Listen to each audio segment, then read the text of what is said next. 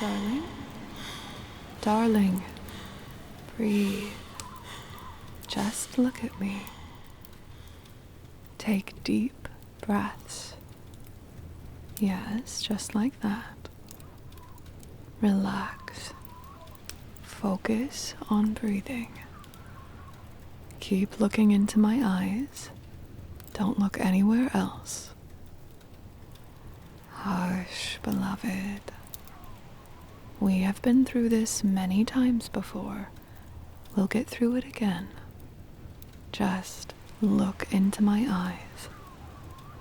Stare deep into the center of my gaze. Good. I am going to put you under my thrall, all right? All that adrenaline, the negative thoughts, the anxiety, the fear, they'll all drain away. You'll feel better soon. Yes, you'll feel good.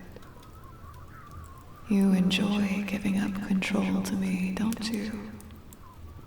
You like it when I put you under, when I make you melt for me. You love it. There is nothing you love more than staring deeply, so very deeply, into my eyes. Lose yourself, pet. Give me control. Melt for me.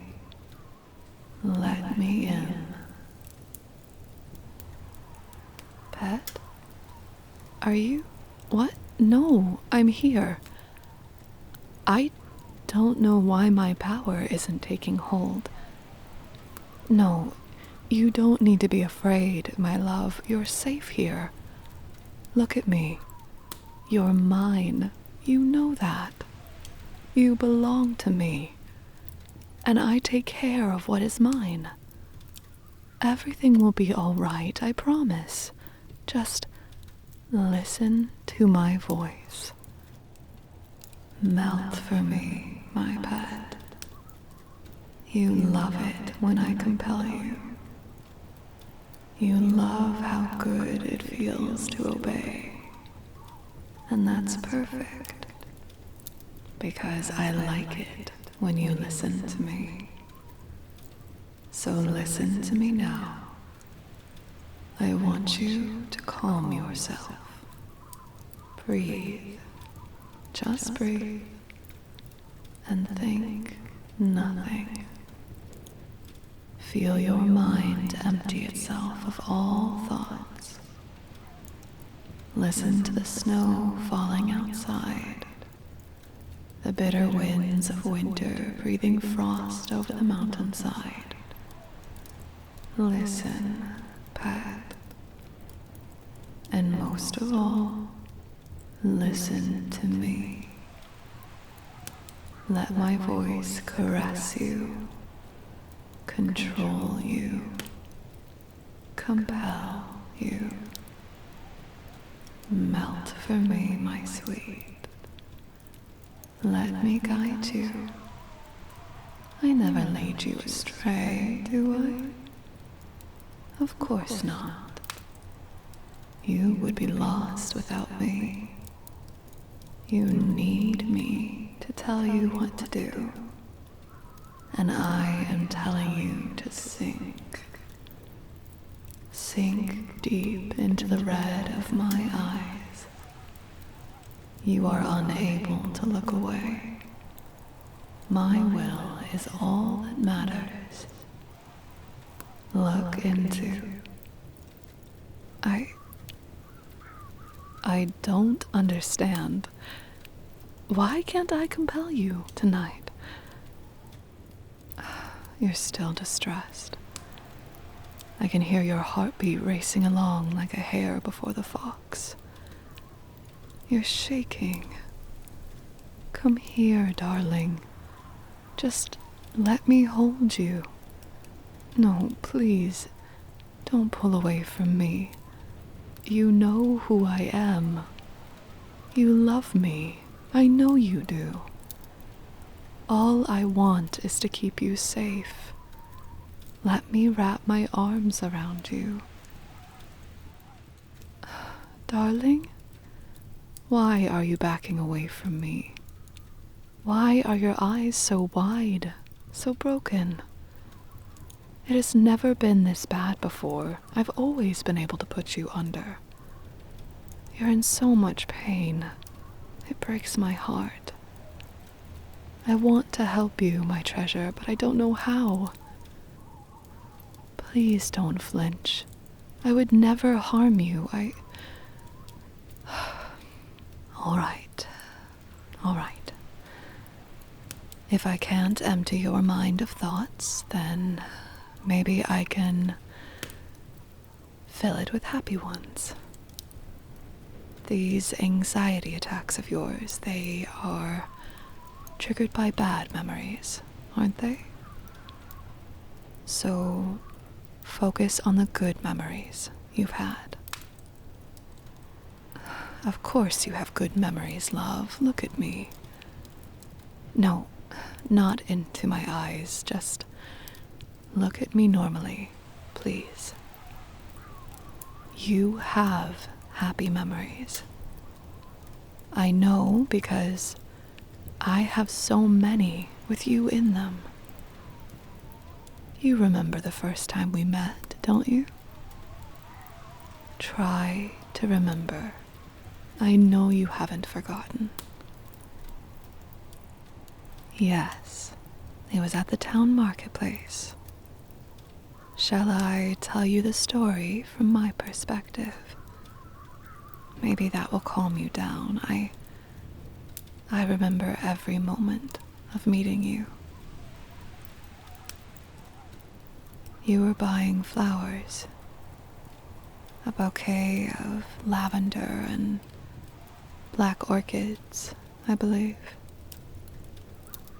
The lovely combination of purple, black, and red caught my eye. I had never seen such beautiful flowers. Granted, flower observation hasn't been my priority over the centuries, but still. You had a good eye. But as it turned out, my darling, so did I. Our eyes briefly met, and you blushed and looked away. I followed you, of course. I know it's rather unbecoming of me given my station, but I felt this need to be close to you, to know more about you. Thus, I followed you home. Or I would have, if not for what happened. I was surprised when you took an odd turn towards the outskirts of town, into a place few people go on a cold winter's evening. Although, I suppose, there's no good or bad time to visit the dead. I felt I was seeing something I shouldn't when you knelt before your mother's grave and put the flowers there so gently. I had no business being there, not really. I saw your face in the dying light of the day, and I suddenly felt remorse. I wanted to leave you to mourn peacefully in solitude. But an equal part of me also wanted to wrap you in my arms, shield you from loss and grief and the encroaching dark. I faltered, caught between shame and longing. I probably would have remained there, drinking in the sight of you as long as I could, had you not called out to me. I admit I was spooked. I thought I had hidden my presence well. I expected you to be afraid of me, and you were startled initially, but then the rhythm of your heart changed. The pulse and pressure eased back into a normal pace. I think you just didn't want to be alone that night. I emerged from the shadows and kept you company. Listened as you told me about the woman who shaped your life and about her absence. I was hunting in the beginning, when I saw you in the market.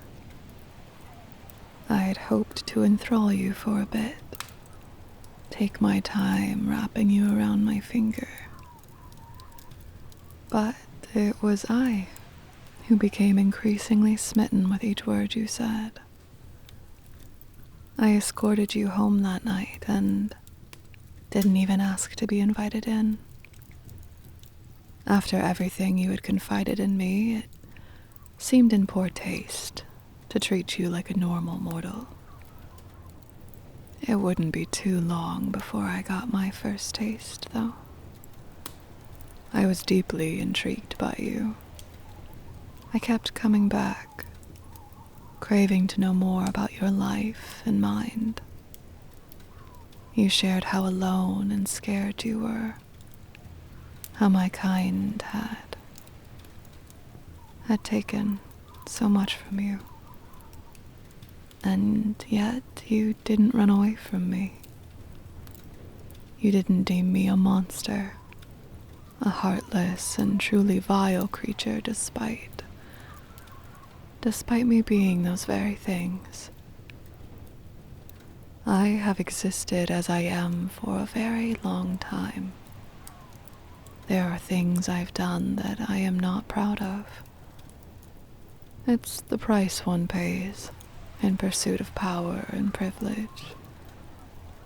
My sisters and I have tried to rule over these lands with a gentle hand, but we're far from perfect.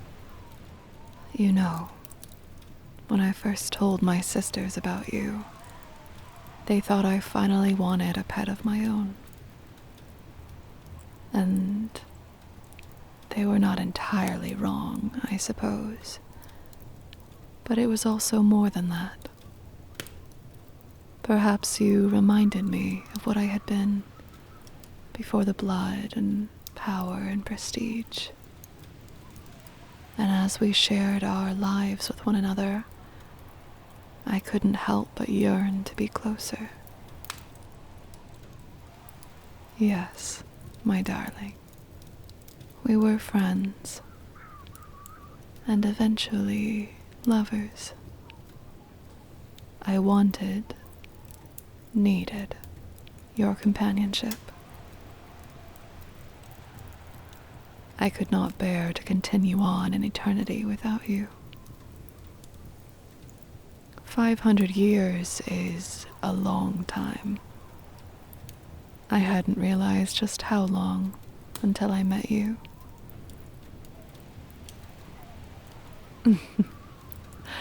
You always frown when I mention my age. By human standards, I suppose I am a bit of a cradle robber. To think, a human like you, pure, kind, innocent, would willingly choose to be with me. I was surprised, but pleased beyond measure. I would much rather have you as you are than a permanent thrall that can't think for itself. I can't be selfish. Even if it might stop these painful episodes forever, you wouldn't remain yourself. You would do anything to please me. You'd obey my every instruction as if it were gospel. But I'm not just your mistress, my dear. I am your girlfriend, too. Girlfriend. That's the word you used.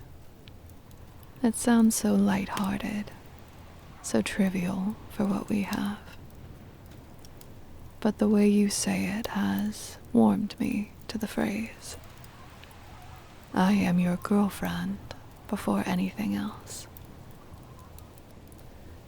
Given the difference in our species and station, it has been quite the journey to this point. You have taken some convincing along the way. Do you remember how high you jumped when I ambushed you in the gardens? Poor startled little thing. Well, my dear, you had it coming. I'd invited you to the royal banquet as my honored guest, and you did nothing but act as a wallflower and slipped away outside without even talking to me once. I was quite cross with you. You thought I was busy socializing with other guests. Yes, I remember your reasoning. Silly thing. You really thought I didn't have very specific ulterior motives for inviting you. Yes, I remember. There in the garden, against the jasmine and honeysuckle, was the first time I drank from you.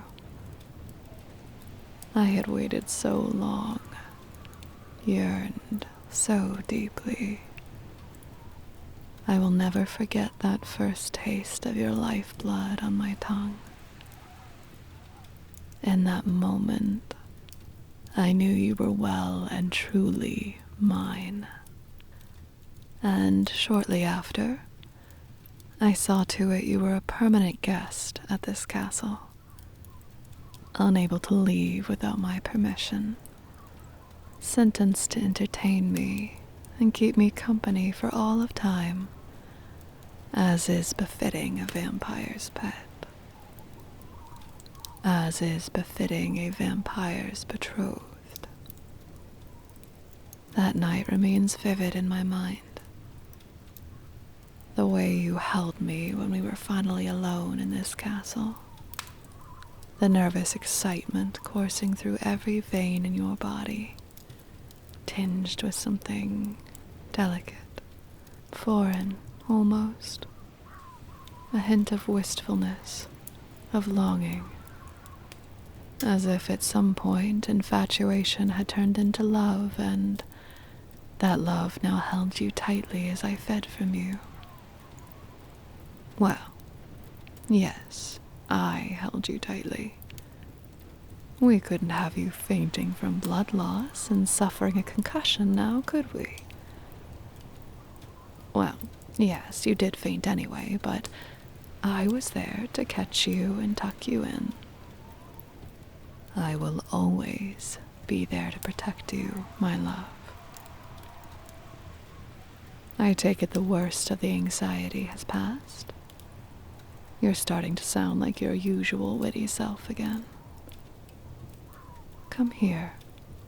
Come into my arms.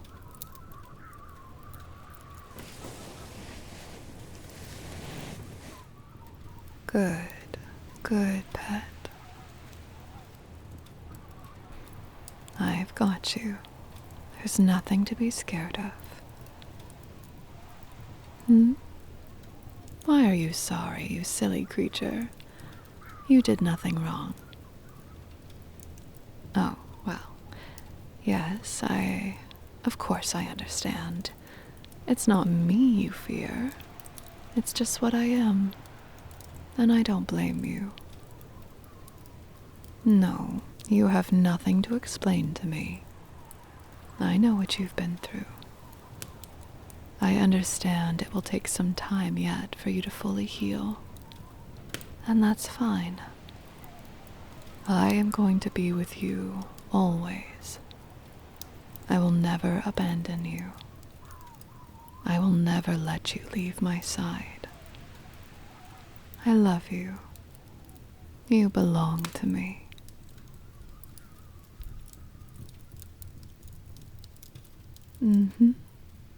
Even if you're not my thrall, you can never leave me. I'm vampiric royalty. I'm afraid you can't disobey my decree. What happens if you do? Are you really sure you want to have this conversation with me, pet? We just got you settled again. Oh, my sisters don't have to hunt you down. I'll do it myself. I'll drag you back in chains. Gently, of course. And then I will keep you locked away in here for all of eternity. You won't be able to leave my bed again, much less leave me. You know me by now, my love. You know I'm serious. I don't recommend tempting me to demonstrate. Unless that's what you want. I remember the games we used to play. Are you longing to be hunted? All you need do is ask and I can... Of course I love you that much, silly. Silly pet. How could I not? You are not allowed to talk about yourself that way. I will be very upset with you if you do that again. We've talked about this. You are good enough for me. More than good enough. You're everything I want. So don't ever feel like you're not worth loving. Shh, it's okay, my darling. I don't mind if my shoulder gets wet. You know I have endless gowns. You've helped me in and out of many of them. Come now, free labor and a steady supply of delicious blood are the very least I should be getting out of our arrangement. I could take so much more. All of it. But I won't rush you into anything. I have waited for 500 years already. I can wait a little longer. I am a patient woman. I do get very impatient when I can't cuddle you, though. So come here.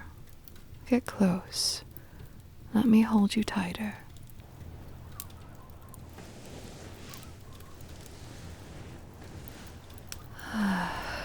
Good, pet. I'm sorry I wasn't able to compel you this time. It's possible I have come to rely too much on my supernatural charms, as you call them.